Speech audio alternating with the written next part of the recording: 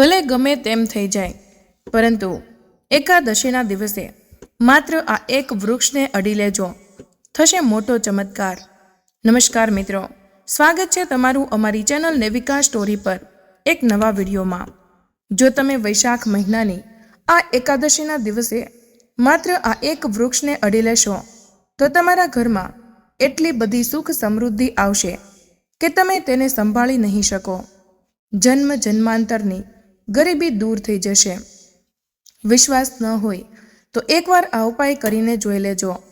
એટલા માટે આજના આ વિડીયોમાં એક એવા ખાસ અને ચમત્કારિક વૃક્ષ વિશે વાત કરવાના છીએ, જે વૃક્ષ પર સ્વયં ધનની દેવી માતા લક્ષ્મીનો વાસ છે.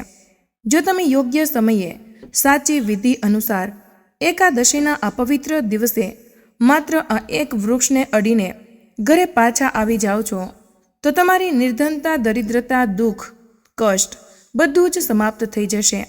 તમારું ભાગ્ય સાતમા આસમાને પહોંચશે. જન્મ જન્માંતરની ગરીબી તત્કાળ દૂર થઈ જશે. તમે જ્યાં જશો દોલત તમારી પાછળ પાછળ આવશે.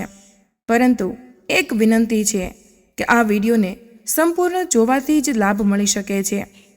તેથી જ આ વિડીયોને છેલ્લે સુધી જોતા રહેજો. જો તમે આજે આ વિડીયોને કાપીને જોશો, અધવચ્ચે છોડીને જતા રહેશો, તો તમને જીવનમાં ક્યારેય સફળતા મળશે નહીં. કારણ કે આજના આ વિડીયોમાં હું તમને એક એવા વૃક્ષ વિશે જણાવીશ જેને માત્ર સ્પર્શ કરવાથી તમારી ગરીબી દૂર થઈ જશે અને માં લક્ષ્મીની કૃપાથી તમારા ઘરમાં એટલી સુખ સમૃદ્ધિ આવશે કે તમે તેને સંભાળી નહીં શકો. જો તમે આ વિડીયોને સંપૂર્ણ જોઈ લેશો તો તમારું જીવન સંપૂર્ણપણે બદલાઈ જશે. તો ચાલો જાણીએ એકાદશીના પવિત્ર દિવસે એવું કયું વૃક્ષ છે જેને સ્પર્શ કરવું જ જોઈએ. એ જાણીએ તે પહેલાં કમેન્ટ બોક્સમાં તમારા કુળદેવીનું નામ ઓમ નમો ભગવતે વાસુદેવાય નમઃ જરૂરથી લખી દેજો. સાથે જ આ વિડીયોને લાઈક કરજો. ચેનલને પણ જરૂરથી સબસ્ક્રાઈબ કરી લેજો. કારણ કે હિન્દુ સંસ્કૃતિમાં એવા ઘણા વૃક્ષો અને છોડનો ઉલ્લેખ છે જેને દેવ વૃક્ષ કહેવામાં આવે છે અને તે અત્યંત શુભ અને પવિત્ર માનવામાં આવે છે. તો આજે હું તમને એવા વૃક્ષો વિશે જણાવીશ જેને એકાદશીના પવિત્ર દિવસે સ્પર્શ કરવું અત્યંત શુભકારી માનવામાં આવે છે. એકાદશીના દિવસે આ ઝાડને માત્ર અડવાથી તમારી બધી જ સમસ્યાઓ સમાપ્ત થાય છે. આ વખતે વૈશાખ મહિનાની વદ પક્ષની એકાદશી 23 મે 2025 શુક્રવારના દિવસે છે. કારણ કે એકાદશીના પવિત્ર પર્વમાં કેટલાક એવા વૃક્ષો છે જેને દેવ વૃક્ષ કહેવામાં આવે છે. આ માતાજીના સ્વરૂપ છે. કોઈ પણ નવા કાર્યના સમયે આપણા ધર્મશાસ્ત્રમાં કેટલાક એવા વૃક્ષો અને છોડનો ઉલ્લેખ છે જેને માત્ર સ્પર્શ કરવાથી વ્યક્તિના બંધ નસીબના તાળા ખુલી જાય છે. વ્યક્તિનું સૌભાગ્ય ચમકી ઉઠે છે. આપણા શાસ્ત્રોમાં વૃક્ષ અને છોડને ખૂબ જ ગુણકારી ગણાવ્યા છે, કારણ કે તે સાક્ષાત માતાજી અને ભગવાનના સ્વરૂપ છે.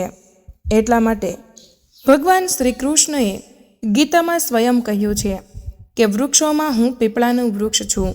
પીપળાના વૃક્ષને વૃક્ષોનો રાજા કહેવામાં આવે છે, કારણ કે પીપળાના વૃક્ષની આયુષ્ય સૌથી વધુ હોય છે. પીપળાનું વૃક્ષ સર્વશક્તિમાન છે. પૂજા પાઠમાં તેનું અત્યાધિક મહત્વ છે.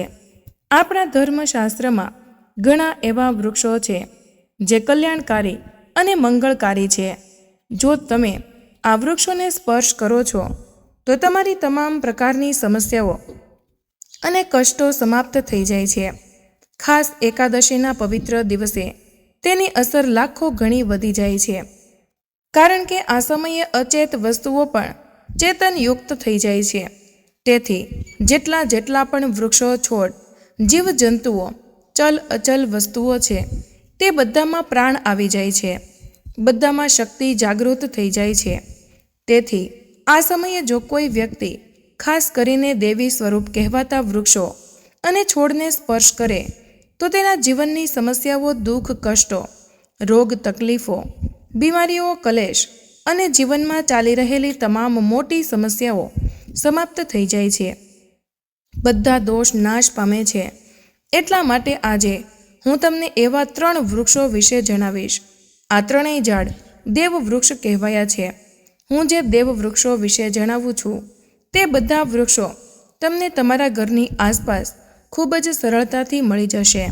તો વિડીયોને ધ્યાનથી જુઓ કે કયા 3 વૃક્ષો છે જેને વૈશાખ મહિનાની આ એકાદશીના પવિત્ર દિવસે સ્પર્શ કરવા જ જોઈએ. તેમાં સૌથી પહેલું વૃક્ષ છે જે એકાદશીના પવિત્ર દિવસે દરેક લોકોએ અડવું જ જોઈએ. તે છે બિલ્લીનું વૃક્ષ. આ બિલ્લીના વૃક્ષ માતા પાર્વતીના પરસેવામાંથી ઉત્પન્ન થયું છે. સ્કંદ પુરાણ અનુસાર માતા પાર્વતીને દેવી સ્વરૂપ કહેવામાં આવે છે, એટલે કે તે નવદુર્ગાના સ્વરૂપ તરીકે ઓળખાય છે. સ્કંદ પુરાણની કથામાં જણાવાયું છે કે બિલ્લીનું વૃક્ષ માતા પાર્વતીના પરસેવામાંથી ઉત્પન્ન થયું છે. તેની ડાળીઓમાં પાર્વતી, મૂળમાં બ્રહ્મા, થડમાં વિષ્ણુ અને બાકીના તમામ ભાગોમાં ભગવાન શંકર વસે છે. સાંજના સમયે શિવ મંદિરની નજીક અથવા તો નવદુર્ગા મંદિરની નજીક આવેલા બિલ્લીના વૃક્ષની નીચે ઘીનો દીવો પ્રગટાવવાથી વ્યક્તિ ધનવાન, ગુણવાન અને પરાક્રમી બને છે. વ્યક્તિના તમામ પ્રકારના મનોરથ પૂર્ણ થાય છે. હવે પછીનું વૃક્ષ હું જણાવું છું તેને પણ દેવ વૃક્ષ કહેવામાં આવે છે. એ છે પારિજાતનું વૃક્ષ. પારિજાતનું વૃક્ષ સમુદ્ર મંથનમાંથી ઉત્પન્ન થયું હતું અને તેને દેવરાજ ઇન્દ્રના નંદન વનમાં સ્થાપિત કરવામાં આવ્યું હતું. ભગવાન કૃષ્ણએ માનવજનના કલ્યાણ માટે પારિજાતના વૃક્ષને ધરતી લોક પર લાવ્યા હતા. આ પારિજાતનું વૃક્ષ પણ લક્ષ્મીનું સ્વરૂપ જ કહેવાય છે, કારણ કે માતા લક્ષ્મી પણ સમુદ્ર મંથનમાંથી ઉત્પન્ન થયા છે અને પારિજાતનું વૃક્ષ પણ સમુદ્રમાંથી ઉત્પન્ન થયું છે. આ કારણે તેને માતા લક્ષ્મીની બહેન કહેવામાં આવે છે. એવું માનવામાં આવે છે કે કોઈ પણ વ્યક્તિના શરીરમાં ગમે તેટલો થાક હોય, ગમે તેટલી પીડા હોય, તો સાંજના સમયે પારિજાતના વૃક્ષને સ્પર્શ કરવું જોઈએ. જો તમે ઈચ્છો તો એકાદશીના પવિત્ર દિવસે કોઈ પણ સમયે જ્યારે તમને સમય મળે ત્યારે જઈને આ વૃક્ષને સ્પર્શ કરી શકો છો. આ વૃક્ષને સ્પર્શ કરતાં જ તરત જ શરીરની પીડા, થાક, ચુસ્તી અને નબળાઈ દૂર થઈ જાય છે. જો એકાદશીના દિવસે આ વૃક્ષની નીચે ઘીનો દીવો પ્રગટાવવામાં આવે અને તેના મૂળમાં ચપટીભર સિંદૂર નાખવામાં આવે તો તમામ પ્રકારની મનોકામનાઓ પૂર્ણ થાય છે. પરંતુ તમારે અવશ્ય જ પ્રાર્થના કરવી જોઈએ કે હે પારિજાત વૃક્ષ, તમે દેવી સ્વરૂપ કહેવાઓ છો. તમે અમારી તમામ પ્રકારની સમસ્યાઓ દૂર કરો. લક્ષ્મી સ્વયં તમારી બહેન છે. માતા લક્ષ્મી અમારા જીવનમાં પ્રવેશ કરે. આ પ્રકારે અમને આશીર્વાદ આપો. આ રીતે તમે મનોકામના વ્યક્ત કરી શકો છો.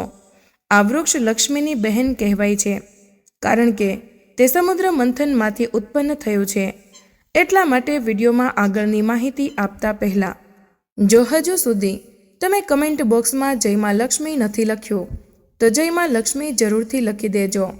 તો ચાલો હવે પછીના મહત્વપૂર્ણ વૃક્ષ વિશે વાત કરીએ, જે એકાદશીના પવિત્ર દિવસે દરેક લોકોએ સ્પર્શ કરવું જ જોઈએ. તે છે શમીનું વૃક્ષ. કારણ કે શમીના વૃક્ષને જગદંબાનું સ્વરૂપ કહેવામાં આવે છે. આ શમીનું વૃક્ષ સ્વયં જગદંબાનું સ્વરૂપ છે. તેના પર સ્વયં માં જગદંબા સાક્ષાત બિરાજમાન હોય છે. જો કોઈ વ્યક્તિ સાંજના સમયે એકાદશીના આ દિવસે તેની નીચે ધૂપ દીવો પ્રગટાવે તો તેની તમામ પ્રકારની સમસ્યાઓ દૂર થાય છે. શમીના મૂળમાં સિંદૂર નાખવાથી વ્યક્તિને આરોગ્યની પ્રાપ્તિ થાય છે.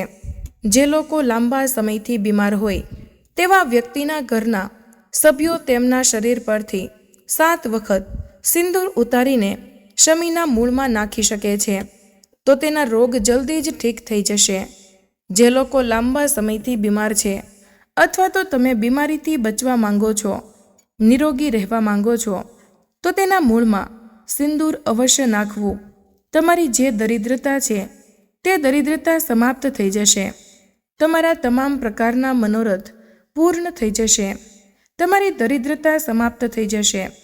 વિડીયોમાં આગળ વધતા પહેલાં કમેન્ટ બોક્સમાં તમારા કુળદેવીનું નામ અને તમારી રાશિ જરૂરથી લખજો, કારણ કે અમે રાશિ સાથે જોડાયેલા ભાગ્ય વિશે પણ જણાવીએ છીએ.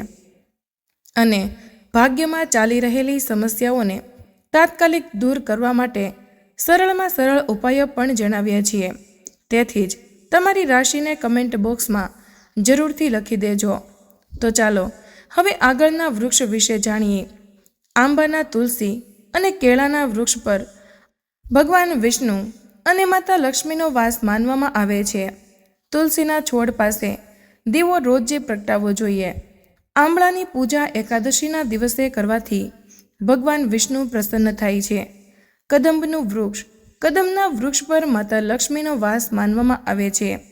એવી માન્યતા છે કે કદંબના વૃક્ષ નીચે બેસીને યજ્ઞ કરવાથી માતા લક્ષ્મીની વિશેષ કૃપા પ્રાપ્ત થાય છે અને પરિવારમાં સુખ શાંતિનું આગમન થાય છે. તો જો તમારા જીવનમાં કોઈ મનોકામના હોય, કોઈ મનોકામના અધૂરી રહી ગઈ હોય, તો તમે 3 વૃક્ષો વિશે જણાવ્યું છે. આ 3 વૃક્ષોને એકાદશીના દિવસે સ્પર્શ કરી શકો છો. અને જો કોઈ વ્યક્તિ આ 3 વૃક્ષોને સ્પર્શ કરી લે તો ધ્યાનથી સાંભળો. જો આ 3 વૃક્ષોને સ્પર્શ કરી લે તો એવા વ્યક્તિના કાર્યો પૂર્ણ થવાથી અને તેની મનોકામનાઓ પૂર્ણ થવાથી દુનિયાની કોઈ પણ શક્તિ રોકી શકતી નથી. મનોકામનાઓ પૂર્ણ કરવા માટે, કાર્યમાં પ્રગતિ મેળવવા માટે, તમારા નસીબને ચમકાવવા માટે, સૂતેલા ભાગ્યને જાગૃત કરવા માટે વૈશાખ મહિનાની એકાદશીના પવિત્ર દિવસે આ ઉપાય અવશ્ય કરજો. તમારા જીવનમાં ચાલી રહેલી સમસ્યાઓને દૂર કરી દેશે. તો મિત્રો, આજનો વિડીયો અહીં પૂર્ણ કરીએ છીએ. આજની આ માહિતી તમને કેવી લાગી તે કમેન્ટમાં જરૂર જણાવજો. સાથે જ તમે આ વિડીયો કયા શહેરમાંથી જોઈ રહ્યા છો તે પણ જણાવવાનું ભૂલશો નહીં.